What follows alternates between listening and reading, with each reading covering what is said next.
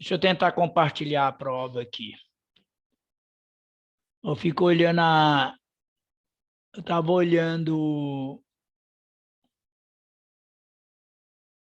Ah, tá certo. A aula do professor ontem, dá até vergonha da minha aula. Por quê, Compartilhou a prova para Carlos? vocês aí? Ei, Carlos. Boa tarde, fofa. Não, você tá com Boa tarde. chegando, hein? Oi. Tem um... Olha os meninos chegando. Você tem um... Atrás, meninos. Os meninos estão chegando ainda, né? Chegando. Nossa, menino animado, viu? Esses meninos é bonitinho demais, viu? É umas gracinhas demais, ó. Você... Tudo entrando, olha. Oh, meu Deus. Assim dá esperança para nós, né, Justina? Exatamente. Coisa linda. Tudo aqui. Ano que vem nós vamos trabalhar com esses meninos direto. Direto, vocês não vão ficar sozinhos, não, viu? E nem ficar Se livre de Deus nós. quiser, presencial, né, Magna? Presencial, se Deus quiser. Hoje eu Apoio já para tomei a eles. terceira dose. Ô, beleza. Você, Milene? Pois é. Eu penso... Ô, gente, vou falar baixo, mas são os idosos, viu? É. Tô brincando, Justino. Eu sou idoso. Nem nada. Cá, fica à vontade, viu? Eu vou lembrá-los aqui, mas tem menino que vai entrar daqui a pouco também, tá? Gente, bom ver vocês por aqui, tá? Menino, seguinte. Hoje eu vou fazer a revisão da prova da FUNEC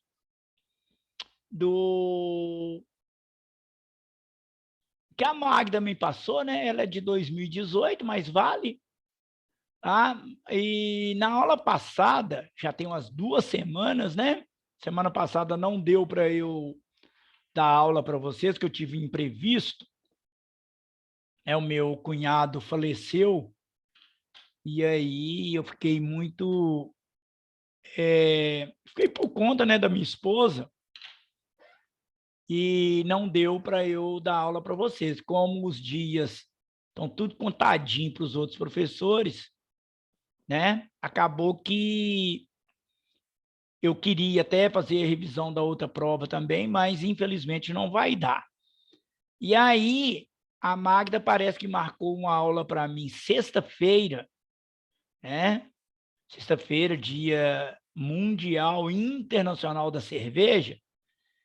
Aí eu queria, né, que... E também porque sexta-feira é dia que a gente já está preparando o final de semana, que a aula fosse também nesse horário agora, tá, Magna? Se der, no 5h30, que aí eu vou dar uma aula para vocês um pouquinho de geologia, né, que é geografia física, e aí eu dou uma geralzinha para vocês rápida, tá? De geografia, ok? Bom, essa prova aqui de Que manda, história... viu?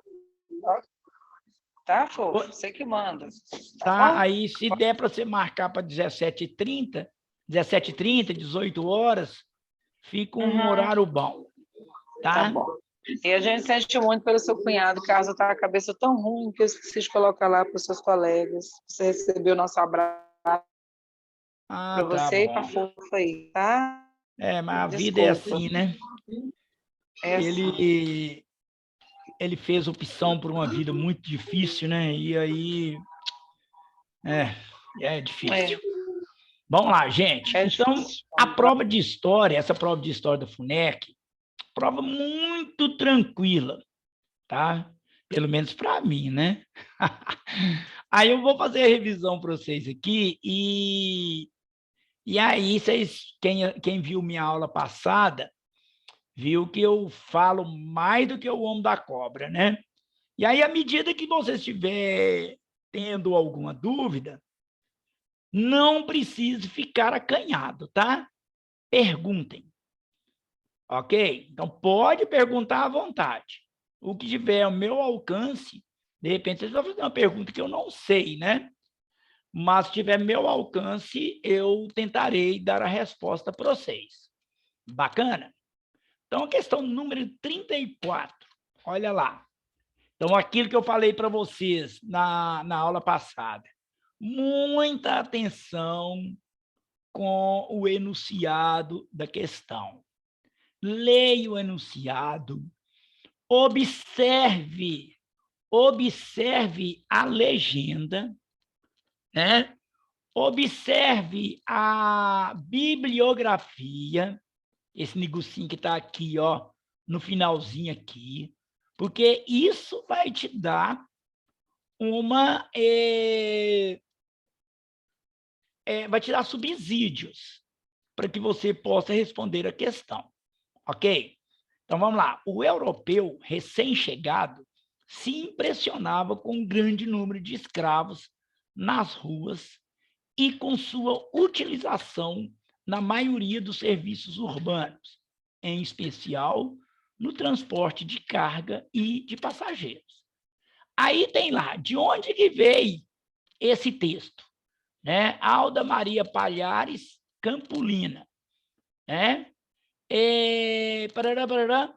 O título, Escravidão em Minas Gerais, Belo Horizonte, Arquivo Público, 1988. Então, quando está falando aqui, escravidão em Minas Gerais, tá? Durante o período colonial, em Minas Gerais, o que era explorado aqui? Qual que era a riqueza que a metrópole portuguesa tirava do Brasil nessa época em Minas Gerais? Alguém Como o sabe me próprio dizer? nome já diz, as minas, né? Eles exploravam as minas. Exploravam as minas. Então, a Raíssa está falando aí, ó. Exploravam as minas. Minas de quê, Raíssa? De ouro, De de ferro, ouro. de várias coisas. Isso. Minas de ouro. Aí, pronto. Raíssa matou a questão, tá? Então, ela já resolveu a questão. Aí vem lá o que o autor pede. O texto apresenta características de pessoas que, no processo de formação histórica do Brasil, favoreceram a extinção, o fim do tráfico de escravo, comércio de escravo. Não está falando aí. Não tem isso. Oi. Não está falando isso. Valorização da cultura indígena? Nada a ver. Ocupação da região amazônica? Também não, porque Minas Gerais não está na Amazônia. Então, a questão é letra A. Ok? Só uma coisinha aqui, ó.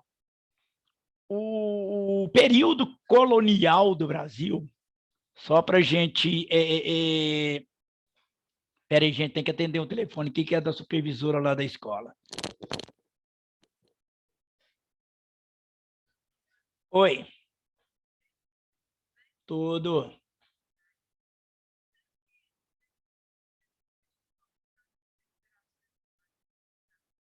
Não, mãe, eu estava esperando o conselho.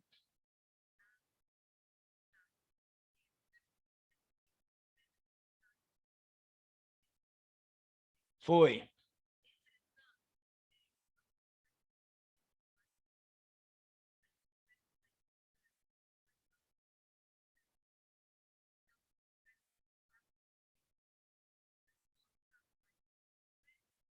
Pode passar.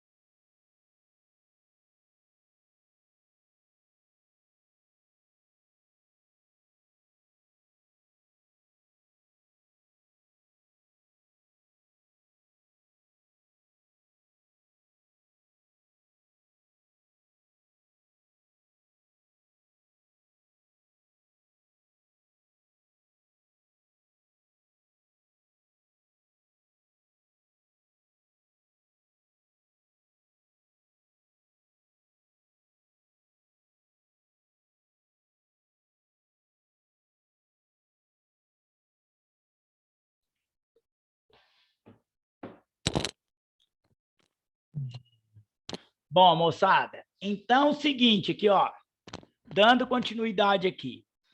O período colonial, ele vai de 1500 até 1000. Por que está esse trem aqui? Mova esse. Oh, meu Deus. Tem um negócio que está me atrapalhando. Vocês estão vendo aí esse trem que está atrapalhando aí? Não. Sim, tá Mova. aparecendo. Tá apagando agora. Tá apagando. Ah, tá. Mas acho que vai aparecer de novo. Por que esse trem está aqui? Mova essa janela para longe do aplicativo compartilhado. Mas como é que move esse trem aqui?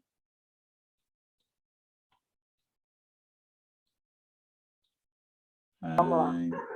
Ih, eu não sei te ajudar, Carlos. Pois é. Tô entretida aqui, eu não aprendi a mexer com Pois é. esses negócios. Então, moçada, aqui, ó. Então, eu vou deixar esse trem aqui. Bom, o que acontece? O período colonial, ele tem o início, né, de 1500 até mais ou menos o século 17, tá? Ô, Carlos, É o período. Oi. consegui entrar pelo celular aqui. Você tentou clicar nessa janela aí, arrastar mesmo? Assim, clicar Pois com o é, já mouse? cliquei aqui, não consegue. A direita não consegue. Isso eu também nunca vi. Oi. Às vezes Mas parando de compartilhar e compartilhando, vai, né? vamos ver, só se eu fizer isso. Vou interromper aqui o compartilhamento e compartilhar de novo. Aí, moçada, então, aqui, ó, do século XVII até o século XVII é o ciclo da cana-de-açúcar, tá? Então, o Brasil, a economia brasileira, ela era baseada na produção do açúcar, através da cana. Aí, o século XVIII, vem o ouro, o século XIX, tá? O cultivo do café, tá? E só lembrando que o Brasil, ele proclama, ele é colônia até 1822, né? Década de 20 do século XIX, tá? E aí, a partir de 1822, o Brasil se torna um país, pelo menos oficialmente, né? Mas ele continua império até 1889. Aí, em 1889, é proclamado a República. O Brasil, então, passa da forma de governo que era o Império para a República. Qual que é a diferença disso?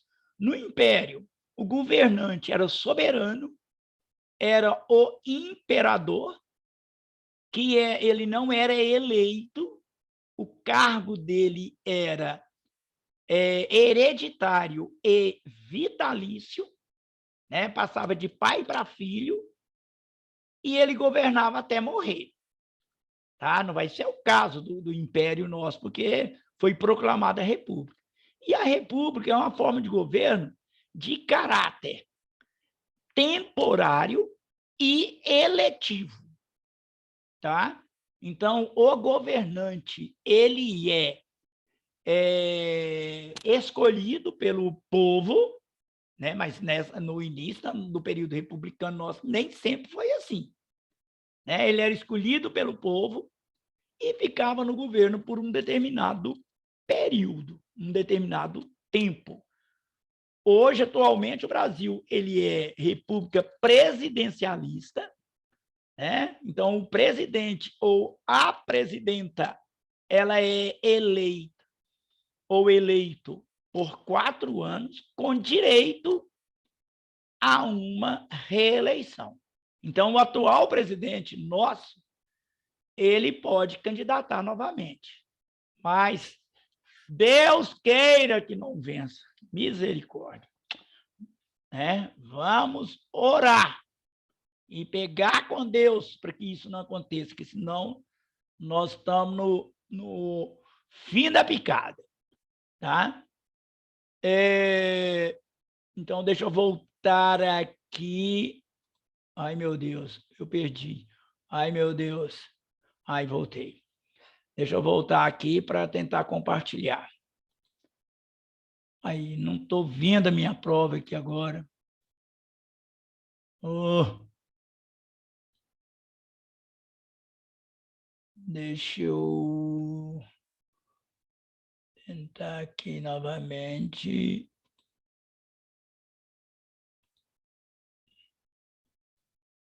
Cadê a minha prova? Onde está a minha prova? Deixa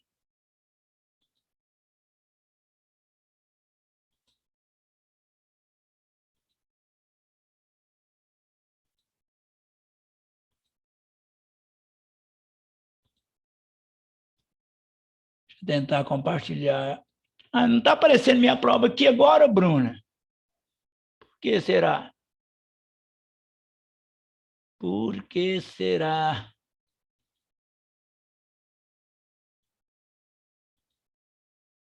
Está compartilhando aí agora? Apareceu a prova aí? Sim. Apareceu. Sim, beleza. Vamos lá, questão número 35. Leia. No período do Brasil colonial, a vida em Minas Gerais decorreu sob o signo da mineração. A outra questão interessante. Quando você estiver fazendo a prova, presta atenção nas questões que passaram, nas questões pós, porque às vezes a questão vai te dar subsídio para outras questões. Tá? É o caso dessa questão número 35, que ela ajuda a responder a número 34. Claro que dificilmente você vai ler a prova toda para depois fazê-la. Tá? Mas tem aluno que faz isso. O correto seria isso. Mas como o tempo é muito corrido, a gente acaba que não faz isso. Tá? Então, no Brasil colônia, a vida em Minas Gerais estava sob o signo da mineração. Para manter o controle sobre a atividade econômica, a coroa portuguesa instalava postos de fiscalização, arrecadação, chamados postos de registro. Um desses postos foi instalado na região conhecida como Abóboras. Em torno desse posto surgiu um pequeno povoado e a população ergueu uma capela para abrigar o santo protetor dos viajantes, São Gonçalo do Amarante. Aí, gente, olha lá o site. Contagem, Minas Gerais, Governo Brasil. A cidade, vocês moram onde? Em Contagem ou Belo Horizonte? Contagem. Eu moro em Contagem. Contagem. Vocês já ouviram falar que Contagem chama Contagem dos Abóboras ou das Abóboras? Já ouviram falar disso? Já, tanto que ele tem um mascotezinho da cidade que tem a cabeça de abóbora, né? Ah, bacana, eu não sabia disso não, Emily. Tem Interessante. uma daquelas torres lá, uma uvinha, alguma coisa assim. Então, ó, é conhecido como abóboras. Aí tem várias teorias por que é abóbora e tal, mas a teoria mais aceita é que é das primeiras famílias que moraram em Contagem, tá? Nessa região, tinham o sobrenome Abóboras, tá? Então tem essa aí, tem outras, né, teorias a respeito. Bom, então Contagem era uma área de passagem, de registro, inclusive o nome Contagem, porque nesse registro contavam as cabeças de gado, né, que eles levavam para a área de Minas, tá? A área de mineração, que era Vila Rica, atual Ouro Preto, né? Diamantina, Sabará, Nova Lima. Então, toda essa região aqui, principalmente da Grande Belo Horizonte, porque Ouro Preto está quase dentro da Grande Belo Horizonte. Mas você tem cidades aqui da Grande Belo Horizonte que encontrou ouro, no caso de Sabará e Nova Lima, né? E até hoje há muita exploração mineral nessa região, ok? Aí vamos lá. Dentre os aspectos positivos em se conhecer a história local, destaca-se o cuidado em afastar a exploração turística, né? Preservar a memória local, diminuir a modernização urbana, desvalorizar a propriedade imobiliária. Aí você está vendo, ó, olha o enunciado, dentre os aspectos positivos, tá? Então, todos esses três aqui são aspectos negativos, ó. Afastar a exploração turística. Qual município que quer acabar com o turismo da cidade? Nenhum. Todo mundo quer aumentar o turismo. Quem não quer modernizar a cidade? Quem não quer valorizar os lotes, valorizar o terreno? Né? Então, presta atenção. Nessa questão aí, se o aluno prestar atenção, ele fala assim, pô, ponto positivo, positivo é bom, coisa boa, né? Coisa boa.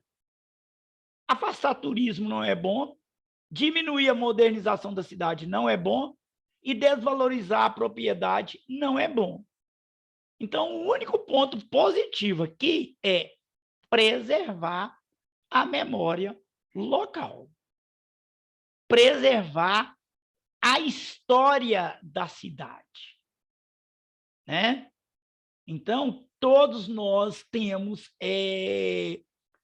esse compromisso, né? Então, quando a gente faz alguma coisa para a cidade, é no intuito de preservar a memória, de buscar conhecer a história para que possamos entender de que forma, né, como que essa cidade se organizou, né, como os nossos antepassados viveram, né? Então, isso tudo é preservação da memória. E é muito importante em toda sociedade que valoriza a história, que valoriza a leitura. Existe até um filósofo, ele diz o seguinte, um tal de Bertolt Brecht: infeliz do povo que não conhece a sua história. Porque se ele não conhecer a história, ele comete um sério risco de cometer erros novamente que havia cometido no passado. Fala, Magda. Carlos, eu posso só dar uma pequena opinião, Carlos, por favor? Não só pode, como deve. Ô, Carlos, como Diga, toda Magda. contagência, eu brinco que nós somos contagentes, não, nós somos contagiantes. Só lembrando para os meninos que esse ano Contagem completa 110 anos, tá? De emancipação política. Nós estivemos um período muito grande como um município dependente de Betim, aqui também na região metropolitana. Então, há 110 anos de emancipação política. É uma cidade, como você falou, uma cidade de passagem, que já foi rota de bandeirantes também. E quando vocês tiverem a oportunidade de conhecer a Casa Nair Mendes, que está no centro de Contagem, ao lado da sede do INSS, até a construção dessa casa, que é uma casa histórica também, ela tem um porquê de ter sido construída naquele lugar. Tem a ver com a questão do vento, sabe, cara? Uma coisa mais linda quando a gente vai fazer visita e as pessoas que estão lá, que trabalham na casa, ela vai explicando um pouco da cidade a partir daquele local ali, porque o centro de Contagem, ele lembra muito alguns, assim, imóveis da cidade, móveis, né, das cidades históricas, imóveis, desculpa, são casas, são prédios das cidades históricas de Minas Gerais, tem alguns casarões, coisa muito bonita de ver. E também lembrar, que pode cair na prova também, Aqui nós temos uma comunidade quilombola, que é a comunidade dos Artúrios, tá, gente? Que tem muitas tradições culturais da época do Brasil ainda colônia, que preserva muita coisa da identidade negra, porque é uma comunidade que é remanescente de quilombos. Com certeza, nessa região teve um quilombo, e esse quilombo está lá até hoje. As pessoas não conhecem os Artúrios como outras pessoas que vêm de outras partes do estado para conhecer, mas a cidade, o lugar existe. Está próximo também ali do bairro Alvorada, bairro Europa, Contagem Pertinho do também. Praia. Do Praia Praia, Clube. exatamente. Isso tudo é importante vocês saberem. E depois lá no grupo, do nosso grupinho do cursinho, eu vou postar lá para vocês verem alguns trabalhos de mães da escola Antônio Carlos Lemos, desculpa, vereador Jesus Milton, onde eu trabalho, que elas bordaram, estão ainda bordando bolsas, né, relacionadas à história da cidade. Então, o Carlos começou falando aí do Santa e São Gonçalo, que é o padroeiro aqui da cidade, vou postar lá para vocês verem. E essas mães tiveram que fazer, junto comigo, um trabalho da pesquisa, para elas entenderem um pouco dessa história. E a promessa que eu fiz para elas, Carlos, é fazer um passeio turístico por Contagem, porque Contagem nos parece um lugar muito para trabalhar, porque tem Eu quero ir, viu? Você vai, você vai que você vai me ajudar, ser o guia turístico. Quem sou eu? Dessas mães para conhecer a cidade de Contagem, porque nem quem mora aqui conhece. As pessoas falam muito de Os Contagem. meninos não conhecem Contagem. Não conhece, falam muito de Contagem. Quando a gente trabalhava presencial, a gente tinha muito esse cuidado com Contagem e Belo Horizonte. Nós chegamos a fazer tour por Belo Horizonte, que os meninos não conhecem Belo Horizonte. Os meninos não conhecem Contagem, não conhecem a Casa dos Cacos, não conhecem a Câmara, não conhecem a Prefeitura, não conhecem a Casa da Cultura. A Casa na... A Igreja São Gonçalo, que é falada aí no texto. O Centro Histórico, que está pertinho da Igreja de São Gonçalo, Centro Histórico, que está do lado ali da casa, das igrejas, né? Da Igreja de São Gonçalo. É todo o circuito histórico da cidade que nós não conhecemos. A gente lembra muito de Contagem para trabalhar, né? Como a cidade do trabalho. A cidade industrial, ela acaba dominando toda a cidade, como se fosse apenas isso. Na verdade, a cidade tem muita coisa bacana para contar. Só uma curiosidade para terminar, Carlos. Quando a gente vai visitar a casa Nair Mendes, depois eu vou colocar a foto lá para vocês verem do bordado. A gente tem o porão, né? Como toda casa mais antiga, sempre traz um porão e tudo mais. Mas tem um lugar lá que é um lugar enigmático, meninas, porque a gente não sabe para que era aquele porão. Quem visita a casa que vai até lá, tem várias possibilidades, assim, hipóteses que a gente levanta sobre o assunto. Na minha opinião, a casa lá era uma prisão, sabe? Não tem uma janela, não tem nada. Para mim, esse porão que tem lá está parecido mais com uma senzala. É uma espécie de uma senzala, mesmo um porão. É só para vocês verem que a cidade também ela tem uma proximidade com tudo isso que vocês estão discutindo. E foi um problema muito grande no concurso aqui em Contagem, há poucos dias, para professores que muitos tiveram dificuldade, reclamaram que as questões que caíram na prova sobre Contagem, e isso tinha gente no concurso. Foi isso que eu mais, viu? Ô, Magno, só uma coisa aqui, você falou uma coisa que me chamou a atenção. Essa escola municipal Antônio Carlos Lemos, esse Antônio Carlos Lemos, foi tio e padrinho da minha esposa. Olha essa escola, essa escola do biológico, e o Antônio Lemos era especial. Foi um dos lutadores para que a escola ela fosse fundada, e em homenagem a ele recebeu o nome dele. Exatamente, ele é padrinho da Márcia. Ah, que legal. Eu falei um atalho, né? Eu falei, no caso, eu trabalho vereador. Antônio, então, tá, Antônio era uma grande pessoa. Morreu cedo. Bom, continuando aqui. 36, questão 36. Olha lá o texto. Há um muro de Berlim dentro de mim. Tudo se divide, todos se separam. 2 Alemanhas, 2 Coreias. Tudo se divide, todos se separam. Tá?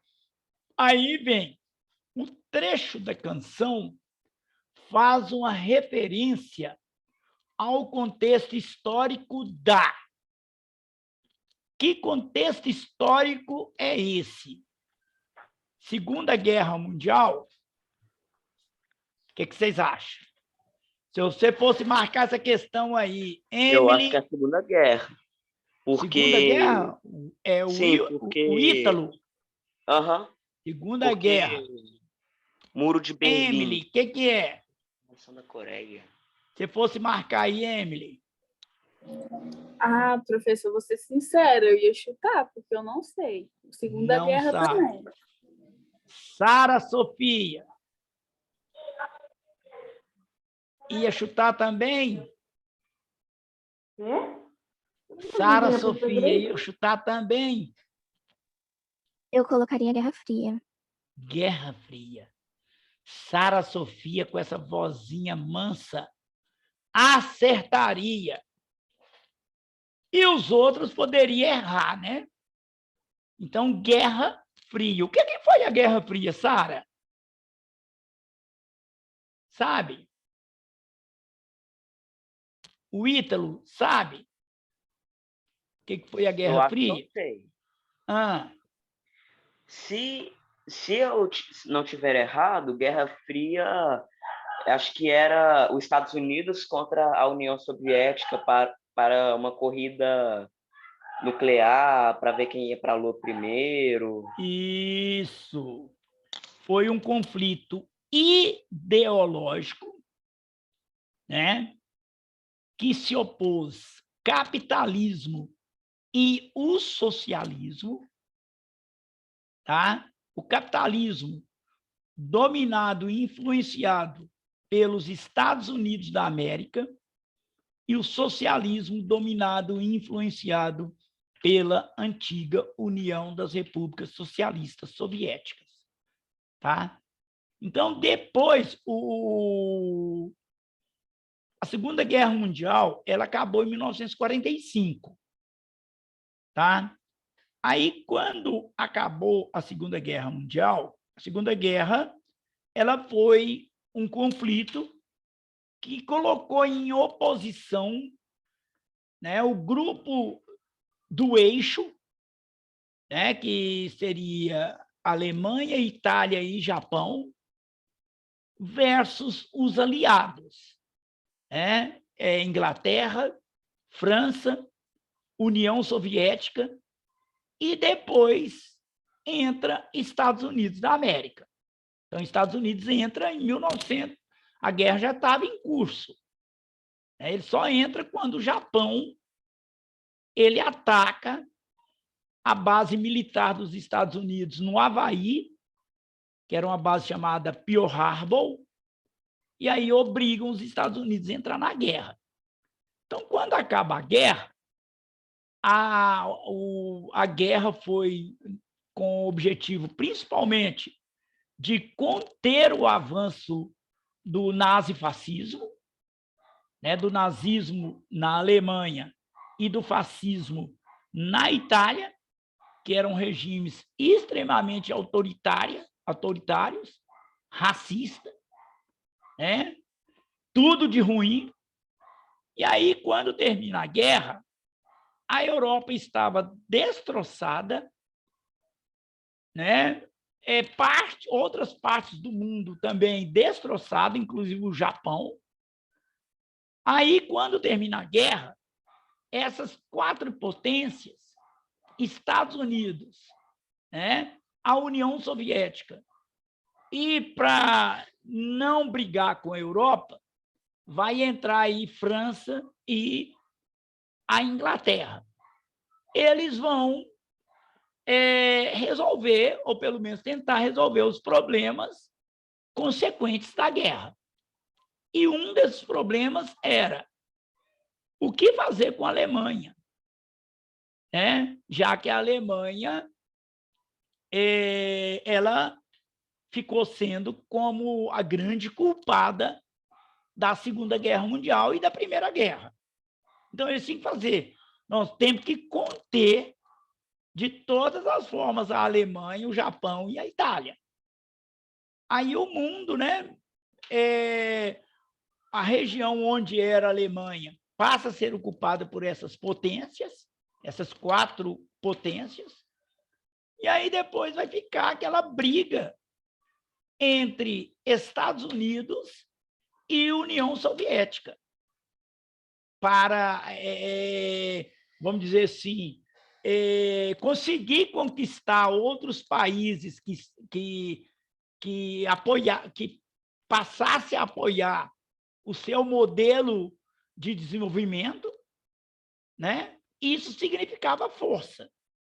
Então, depois de 1945, quando termina a guerra, começa a haver, então, essas intrigas, esses conflitos entre Estados Unidos e União Soviética pelo domínio do planeta Terra. Nesse domínio, como o Ítalo falou aí, havia um avanço tecnológico muito grande, havia uma disputa aeroespacial, uma disputa bélica ou de armamento entre esses 2 países. Aí uns países foram para o lado da União Soviética, outros países foram para o lado dos Estados Unidos.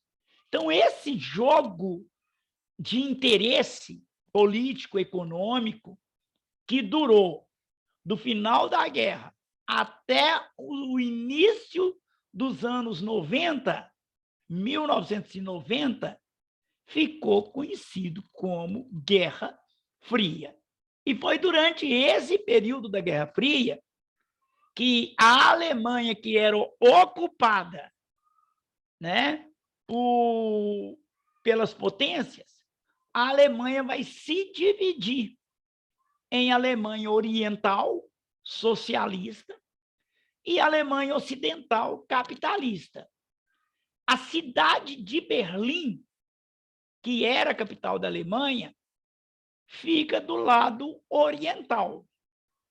Aí, Berlim, que era a capital, ela passa a ser dominada pelas forças soviéticas e pelas forças estadunidenses.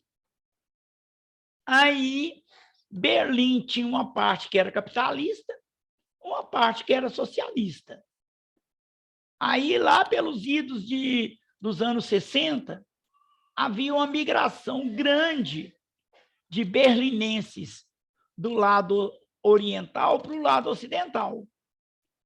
O governo de Berlim Oriental, que era socialista, para evitar que a população migrasse para o outro lado, eles, então, em 1961, o ano que eu nasci, tá? Ou seja, há 60 anos atrás, eles, então, construíram um muro dividindo as 2 cidades, dividindo a cidade. Aí passou a ter Berlim Oriental, Berlim Ocidental. Esse muro só foi derrubado em 1989, tá? Esse muro durou 28 anos. E no caso das Coreias, a mesma coisa. Uma parte da Coreia passou a ser influenciada pela União Soviética, uma parte da Coreia passou a ser influenciada pelos Estados Unidos da América. E aí as Coreias se dividiram em Coreia do Norte e Coreia do Sul. Tá? A Coreia do Norte, capital em Pyongyang, e Coreia do Sul, capitalista, com a capital em Seul. Até hoje, as Coreias são divididas. A Alemanha unificou depois da queda do Muro de Berlim. Tá? Hoje não existe mais Alemanha Ocidental e Oriental. Existe apenas uma Alemanha. Ok? Então, esse texto aqui fala da chamada Guerra Fria. Tá? Só um detalhe, a criação da ONU ela foi realizada logo depois que termina a guerra. Tá? Ela substituiu uma organização que era conhecida como Liga das Nações. Tá? Então, e aí, depois da guerra, eles mudaram o nome. Mas o objetivo é o mesmo. Qual que é o objetivo da ONU? Manter a paz no mundo. Tá? Então, por isso que ela chama Organização das Nações Unidas. Mas ela deveria se chamar mais mesmo, era Organização das Nações dos Estados Unidos, né? Porque os Estados Unidos têm um controle quase que absoluto sobre a ONU. Tá? Bom, vamos lá. Dando continuidade ao processo. Leia o texto a seguir. A teoria da separação de poderes, desenvolvida por Montesquieu, prevê a autonomia dos poderes como um pressuposto da validade para o Estado democrático. A ideia de que o poder deve ser controlado pelo próprio poder pressupõe que as ações do executivo, do legislativo e do judiciário devem ser, em tese, autônomas e complementares, coisa que o nosso atual presidente não entende. Tá? Então, os três poderes, né, essa ideia de Montesquieu, lá dos séculos passados, já pensava, né, numa ideia, ele era iluminista, século XVIII, tá? A ideia que um país, para ser democrático verdadeiramente, né, ele tem que ter a separação desses três poderes. Esses três poderes são autônomos, mas, ao mesmo tempo, um complementa o outro. Tá? Então, a nível de país, por exemplo, o poder executivo ele é exercido pelo presidente, no caso do Brasil. Se for uma monarquia, será o rei ou a rainha. Caso lá, por exemplo, da Inglaterra, rainha Elizabeth. Né? Só que lá é parlamentarismo. Né? Então, tem a rainha e tem o primeiro-ministro. Então, são eles que exercem o poder executivo. O legislativo, quem exerce, né, o poder legislativo, ele faz o quê? O executivo executa as leis. O legislativo, ele elabora as leis. Ele legisla. Tá? Então, ele é composto por deputados, senadores, e no caso de Contagem, por exemplo, que é um município, ele é exercido pelos vereadores. E o judiciário, ele julga se o cidadão não respeita as leis. Então, o poder judiciário, ele é composto por advogados, promotores de justiça, os juízes, né, o Tribunal de Justiça do país, tá? Então, tudo relacionado à advocacia refere-se ao poder judiciário. Então, cada poder é autônomo, né, mas respeitando a Carta Magna, né, a Constituição do país. Ok? Então, a partir do texto acima, infere-se que o sistema político em vigor no Brasil é... Qual que é o sistema político em vigor no Brasil? Monarquia? Não. Qual que é? Se fosse marcar aqui, qual marcaria? No começo eu estava na dúvida, mas agora eu acho que é presidencialismo. Monarquia não é, parlamentarismo não é, militarismo atualmente eu acho que tá. Mas se for o Brasil em geral, Oh, mas que menino bom! Nós estamos atualmente é vivendo. militarismo. O Ítalo. É Ítalo mesmo, né? É o Sim, Ítalo que está falando? sim. É o próprio. O Ítalo. Ó, oficialmente, Ítalo, é o presidencialismo, né?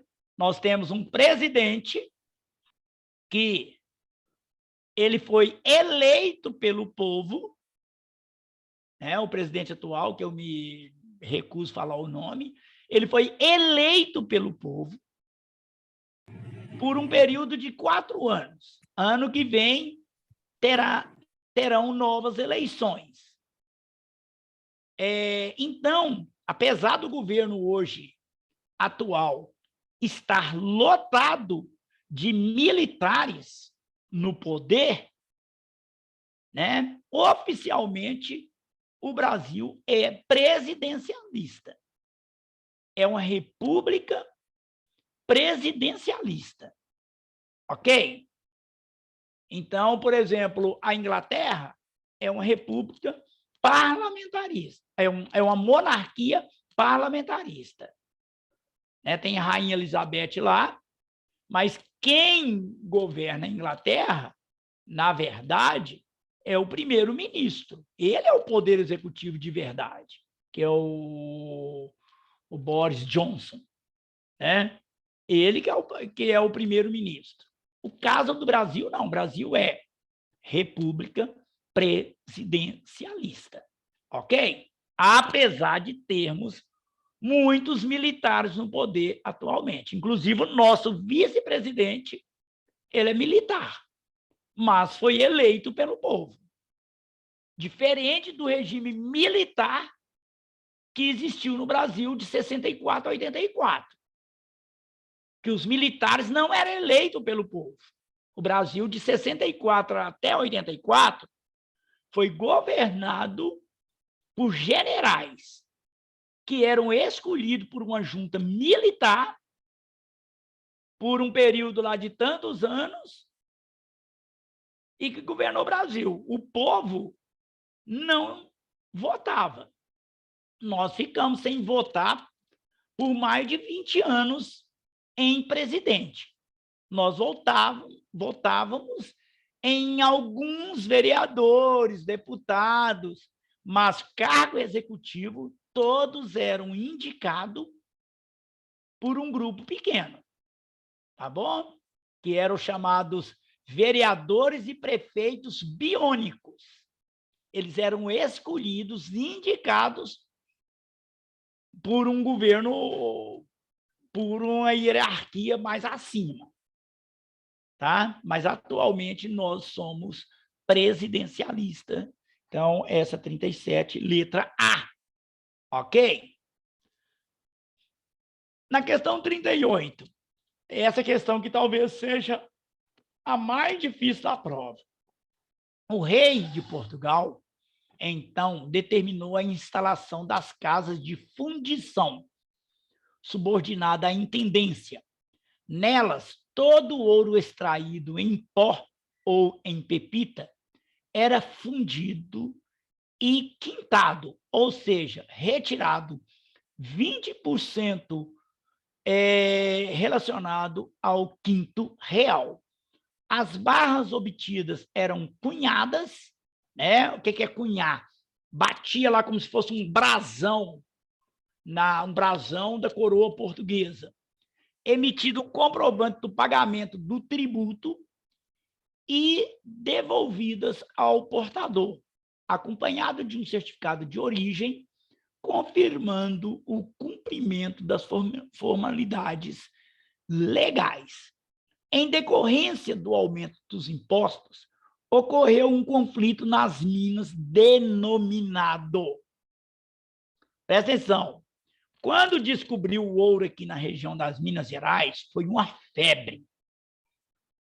Para vocês terem ideia, essas cidades como Ouro Preto, Diamantina, Sabará, Pitangui, Nova Lima, São João del Rei, Tiradentes, essas cidades, gente, elas apareceram num curto período de 50 anos. Historicamente, 50 anos é um pum, tá? É rápido. E aí, o que aconteceu? Naquela época não tinha internet, hein? Era o boca a boca. Ah, descobriram ouro no Brasil, descobriu ouro no Brasil. Daí a pouco, gente, vieram gente de tudo quanto é parte do planeta. Para vocês terem ideia, Vila Rica, atual Ouro Preto, se tornou uma das cidades mais povoadas do mundo naquela época, por causa do ouro. A Igreja Católica, então, que amava Jesus, mas adorava mais ainda o ouro, queria ficar perto da riqueza. Tanto é que Ouro Preto, Salvador, Olinda, Tiradentes, São João del Rei, é lotado de igreja.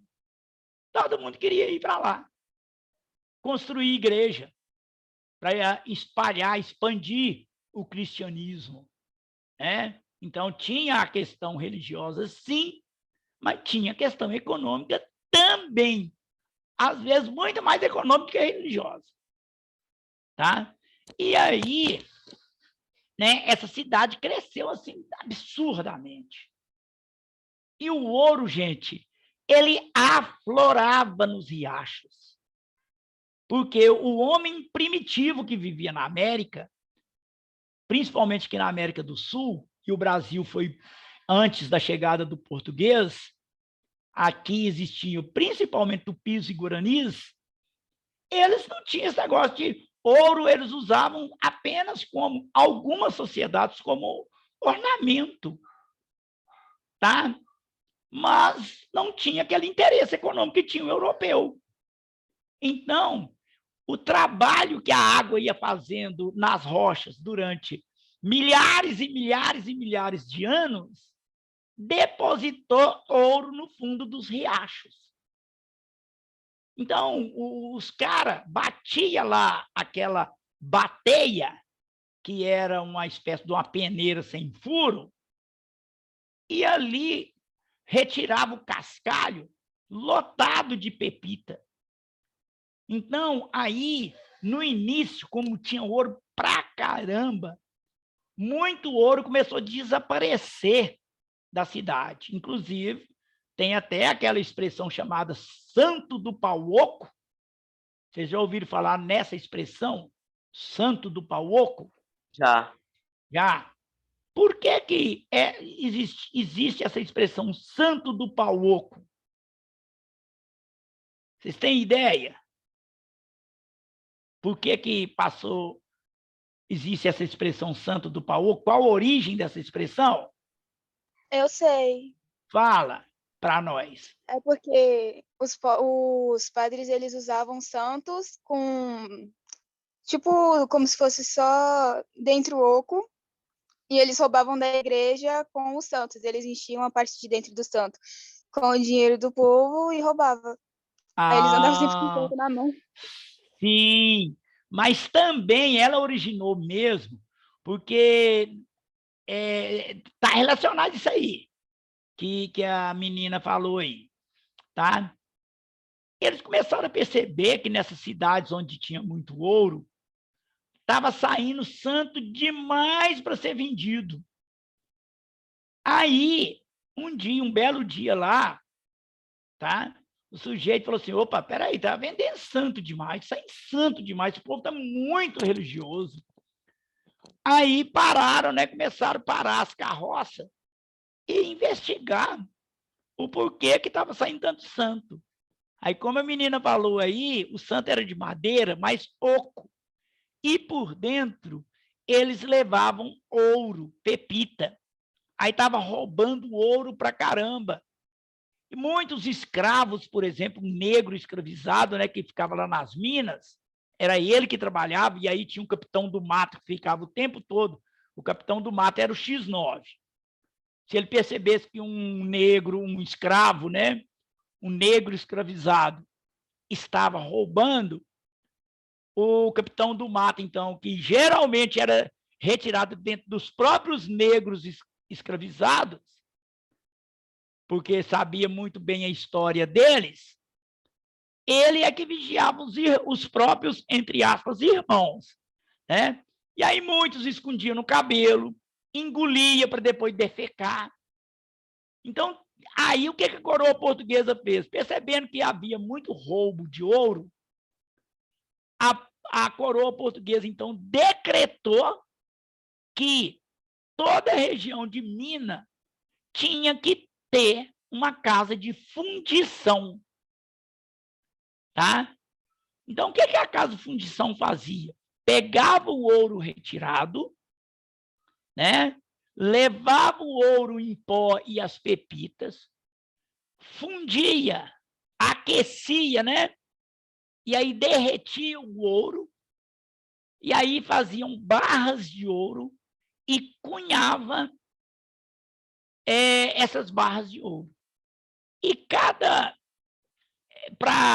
E todo o ouro encontrado, o dono da mina tinha que pagar para a coroa portuguesa 1/5 do ouro, ou seja, 20% do ouro encontrado. Tá? Então, se o cara encontrou 10 quilos de ouro, 2 quilos era para a coroa portuguesa. E aí isso revoltou os donos das minas. E aí começa a haver, né, conflitos por causa disso, até estourar a chamada Inconfidência Mineira. Porque a hora que o ouro estava acabando, que só adiantando um pouquinho aí, né, que o ouro estava acabando, a coroa portuguesa decretava derrama. Porque o ouro na região de ouro das minas durou, vamos dizer assim, o ouro de aluvião, 50 anos. Aí, quando começou a escassear o ouro, quando você vai a Ouro Preto, você vai visitar as igrejas, você percebe isso com clareza. Porque as igrejas do auge do ouro, ela é lotada de ouro. À medida que o tempo vai passando, as igrejas vão diminuindo a quantidade de ouro. Porque o ouro foi escasseando, foi acabando. Aí, quando o ouro estava acabando, a coroa portuguesa decretou a derrama. O que era derrama?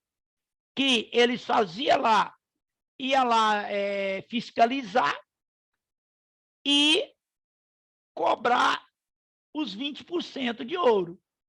Aí os caras não tinham ouro mais, o que eles faziam? Pegava lustres, pegava colares, alianças de ouro que a pessoa era obrigada a pagar. E aí provocou, né, uma revolta muito grande, até estourar a chamada Inconfidência Mineira em 1789. Claro que o motivo não foi apenas esse, mas esse foi um dos motivos. Tá? Então, vamos lá. Em decorrência do aumento dos impostos, ocorreu um conflito nas minas, denominado Guerra dos Mascates? Não, porque a Guerra dos Mascates foi um conflito em Pernambuco, né, no início do século XVIII, 1710, que quando os pernambucanos eles expulsaram de Pernambuco os holandeses, tá? Guerra dos Emboabas também não, porque apesar da Guerra dos Emboabas ter sido uma disputa nas minas, não foi por causa do quinto do ouro, foi no início do período da mineração, um conflito entre paulistas, que eram os bandeirantes, contra os estrangeiros, aquelas pessoas que iam para Minas fazer exploração do ouro. Então, os paulistas achavam-se no direito somente eles fazer exploração. Então, daí surgiu esse conflito chamado Guerra dos Emboabas, em 1708, 1709. E a revolta de Beckman, né, ela aconteceu em São Luís, no Maranhão, no ano de 1684, finalzinho do século XVII, pelos chamados homens bons. Homens bons significavam homens brancos, filhos de ricos, tá? Que estavam incomodados com questões comerciais, altos impostos cobrados pelo governo português, e também os maus tratos relacionados aos indígenas, tá? Então, essa questão aí vai ser a letra B, revolta de Felipe dos Santos, né? Era uma revolta nativista, uma revolta surgida na região, nativa da região, contra a exploração, contra essa alta cobrança de impostos, né, pela coroa portuguesa. Então, essa questão, letra B de bola. Tá? Questão 39, já estamos acabando, tá, gente? Calma. Questão 39. Se te agarro com outro, te mato. Te mando algumas flores e depois escapo. Então, essa é uma música do Sidney Magal. Machista pra caramba, né? Meu Deus do céu, no nosso mundo atual, isso aqui tá por fora. Se te agarro com outro, te mato, te mando algumas flores e depois escapo. Ai, ai, ai. Gente, isso até hoje existe, tá?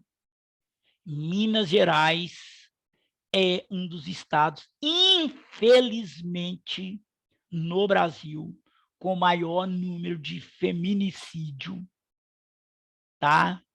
Com maior número de agressões à mulher, tá? Infelizmente. E o Brasil é um dos países do mundo que se diz Estado democrático que mais mata LGBTQI, tá? Infelizmente. Então, às vezes, a gente vive aí, né? Ou ouço pessoas falando assim, nossa, mas esse trem agora, você não pode mais chamar o outro de viado, você não pode mais xingar uma mulher, você não pode mais falar que o outro é macaco. Não é hoje que não pode, nunca pôde. Nunca ninguém teve o direito de fazer isso. Só que hoje as pessoas, elas estão denunciando mais. Às vezes eu fico ouvindo aí as pessoas falando assim, nossa, mas como que hoje tem viado? Né? Gente, sempre teve. Lá na época de Cristo, no século XVIII, sempre teve, só que naquela época era camuflado. Era debaixo do pano.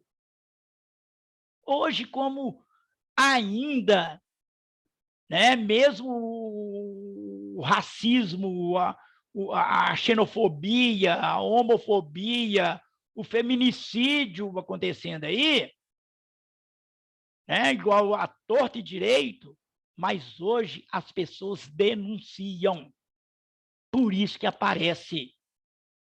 E hoje as pessoas, por existirem leis, elas saem de dentro do armário. Elas criaram coragem para sair de dentro do armário. Elas criaram coragem para denunciar o racismo, denunciar a homofobia, denunciar o crime contra a mulher. Tá? Bom, texto 2.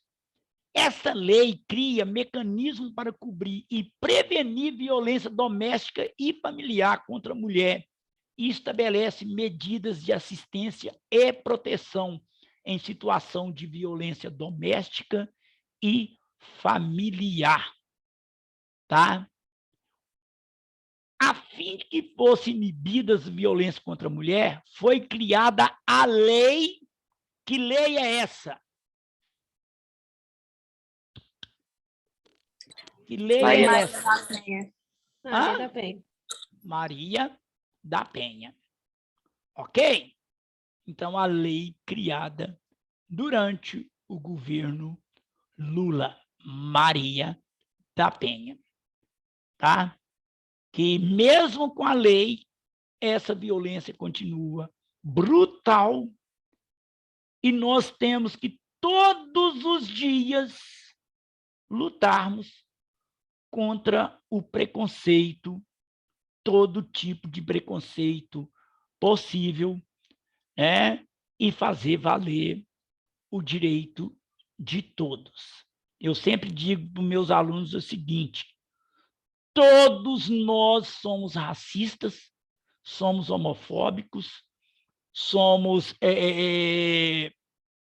xenófobos, tá? Mas a gente tem que evoluir. Nós temos que lutar contra todos esses preconceitos e racismos todos os dias. Nós temos que nos policiar todos os dias contra isso, tá? Então, isso é um papel que deve ser e tem que ser exercido por todos nós, homens e mulheres, pretos, brancos, pardos, amarelos, tá? Gays, índios, e etc, etc. Eu não preciso ser índio para lutar pelos direitos dos indígenas. Eu não preciso ser negro para ser antirracista. Eu não preciso ser mulher para ser feminista, tá? Então é isso. Bom, análise da imagem e o texto 1. Então a imagem está aqui, uma favela, né, um morro, ok? E o texto 1. E a cidade que tem braços abertos num cartão postal.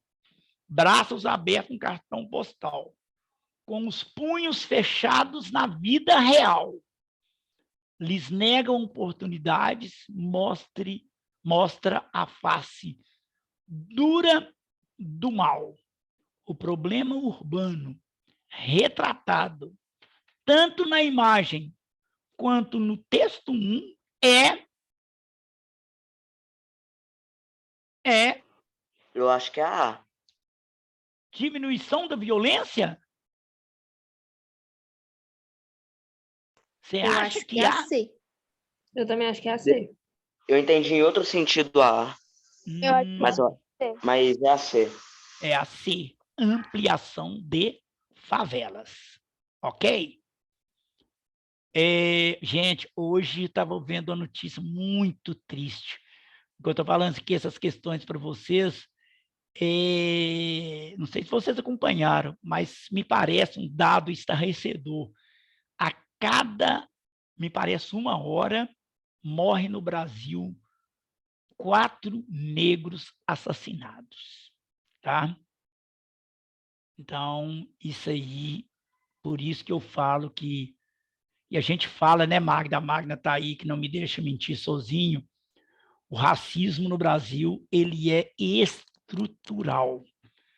E por isso que eu falo que a gente tem que lutar fervorosamente contra esses males o tempo todo e toda hora, tá? Magda? Eu estou aqui arrumando as coisas, aqui, preparando para ajudar a fazer o jantar, e estou ouvindo sua aula. Essa aula do Lucas maravilhosa. Obrigado, Magda. Não sei se os meninos acharam, né? Ô, gente, mas é isso aí. Aqui, Magda, sexta-feira, então, você vê o horário, e aí sexta eu vou falar para vocês um pouquinho. Vou falar um pouquinho, vou tentar fechar com você, assim, geologia rapidamente, e aí a eu gente vejo os aspectos... resiste das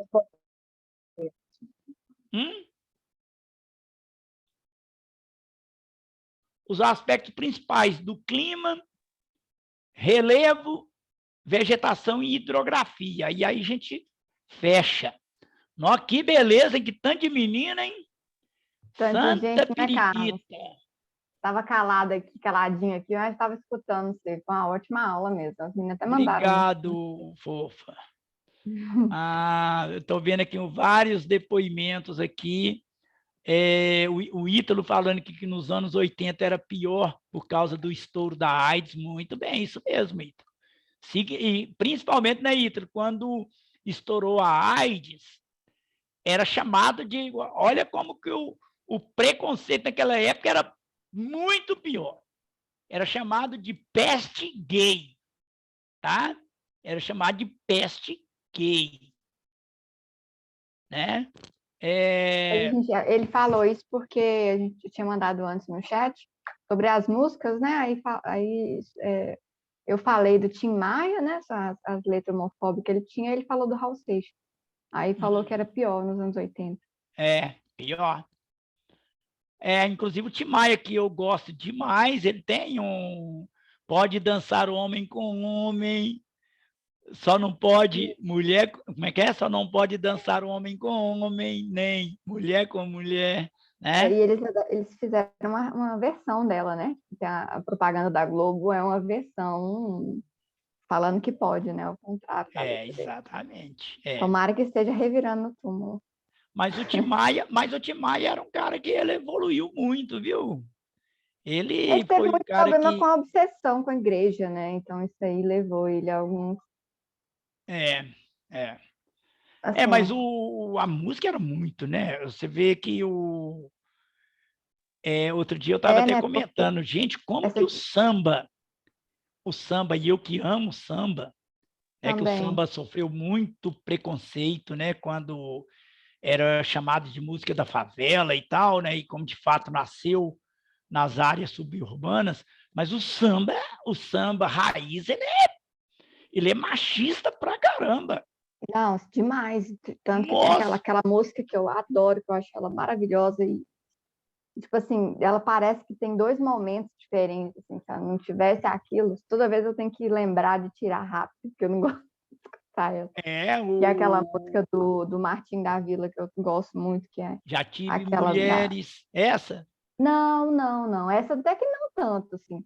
É aquela da faixa amarela, né? Que fala literalmente de bater na mulher, né? Pois é. Era muito... Agora as coisas estão mudando. As coisas estão mudando, mas tem muita coisa ainda para mudar, né? Ô, Bia, então é isso, fofa. Meninos, é isso. Então. Adorei. E sexta-feira, vamos ver se a turma vai estar lotada. Então, vamos marcar entre 5h30 e 6 horas sexta-feira, beleza? Beleza, Carlos. Muito obrigada, viu? Falou. Essa aula foi maravilhosa, muito boa. Tá bom, Gostei fofa. demais.